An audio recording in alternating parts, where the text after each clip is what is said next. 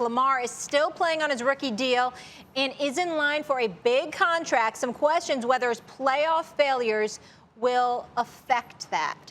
RC back here with us. Max, I'll start with you. Is it fair to question giving Lamar Jackson big-time quarterback money based on the playoffs, et cetera? It is over a long-term deal for several reasons. First of all, I was unsurprised that the Ravens beat that the Ravens won and beat a good team. That doesn't surprise me. My issue with Lamar Jackson has never been that he can't beat good teams. He can, and he's done it many times throughout his career already.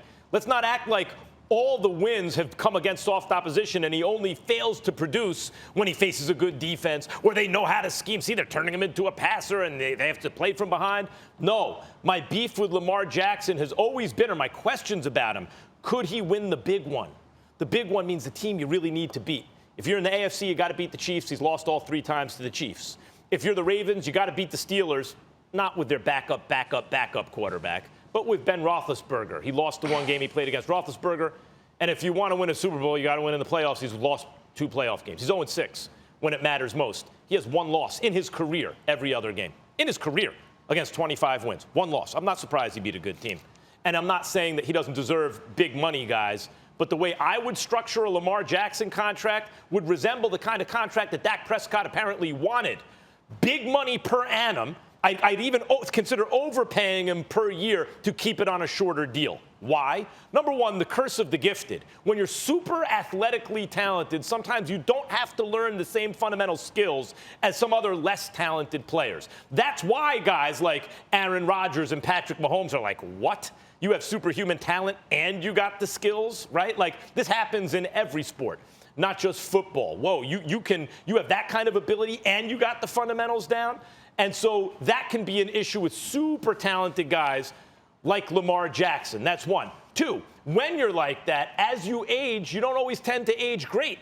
You know, sometimes that athletic ability allows you to settle into what other cats are, in their prime, and you can have a longer career. But sometimes, if you don't get that other stuff straight, you can experience a real fall off when even you lose just a quarter step, and it's hard to see, but you're not quite the same guy. There could be a big fall off. And also, when you play out of the pocket a lot, there's a chance for injury. Although I got to say, Lamar Jackson's been remarkably, I'd say, durable considering how much he runs so far in his career. Knock on wood. But right, knock wood. But for all those issues, including can he develop into the kind of passer that can win Super Bowls, and can he do it against the teams he needs to most, I would structure the deal for him, guys, the way some guys seem to want those deals. Not the 10-year forever Patrick Mahomes $500 million deal, but, you want this per year? Fine, but let's limit the length of the contract. You don't want to be invested in a guy like that for 10 years when you have all those variables that you still need answers to. Beautiful soliloquy. It sounded really, really great. Means absolutely positively nothing, Max Kellerman, because here's what it comes down to. The question was whether or not he gets his money or he deserves his money. Not how many damn years he deserves them over. You can give it to him in 3, you can give it to him in 4, you can give it to him in 10. The question is the money. Not the number of years, Guarantee. The dollars, okay? And what I'm saying is when it comes to the dollars, you damn well better give him his money. When you paid Jared Goff, when you paid Carson Wentz, when you just gave Ryan Tannehill some dough, when you're paying all of these guys, you damn well better pay Lamar Jackson money. Why? Because of issues that you've pointed out in the past, Max. You know how you shrivel up your face? Hey, Molly. Hey, Ryan. Yeah. How is this imitation for Max Kellerman? All right, 25-5, Lamar Jackson is, right? 25-5. And, oh, by the way, take out what is it? How many losses against Kansas City? Is it 3. 2 or is it 3? I think it's 2. 3. Yeah. 3. It's 3 losses against Kansas City. It's 1 loss against the Pittsburgh Steelers. So, essentially, against everybody else, the brother 25-1. Okay? This is Max Kellerman. How do y'all like this imitation? 25-1.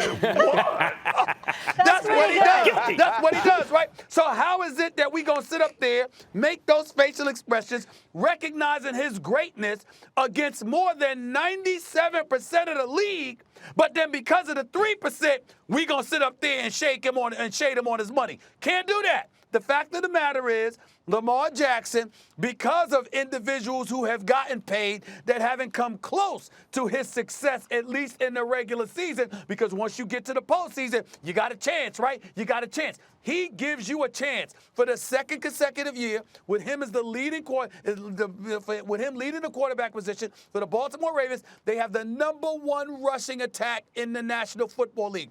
Secondaries are petrified and they're compromised because they gotta keep spies around this brother because of his elusivity, the ability to run the football. And as a result of that, against everyone other than the elite 2 teams, the Steelers, the Kansas City Chiefs, the Pittsburgh Steelers, obviously, the bottom line is Lamar Jackson has done everything that you can ask to get his money. Now, to win Super Bowls and stuff like that, different thing. But those other guys that got money didn't win any Super Bowls. Yeah, man. This is one of those topics that it's kind of a shame that we have to talk about it. Yeah. Hell yeah, he should get his money, and it's almost one of those things that kind of like it pisses you off because you start to think why though, right? Is it because he's exceedingly excellent against every other team, and then in the playoffs he hasn't won? But then there's going to be some dudes that get an opportunity to get their next deal, and we aren't going to haggle about their money. We aren't going to discuss whether or not they should get their money, and they don't go to playoff games, or they have never won an MVP. Tell me what quarterback that we would be thinking of that his first year becoming a starter, he takes his team to the playoffs, only has 1 loss, loses in the playoffs. What team? What guy would we be talking about in his second year, wins the MVP, wins the AFC North, and we would be asking the question, should he get his money? Like for anybody else, this would be a slam dunk. For anybody else, we will be talking about whether or not they should give him his money after this season. Like the Mahomes, like the Deshaun, like that's the conversation we would be having if this was anyone but Lamar Jackson. So you got to start to question yourself, why? Like what is it style of play? Do you not like certain? And so for me, it's kind of like, what are we doing? Thanks for watching ESPN on YouTube. For live streaming, sports, and premium content, subscribe to ESPN+.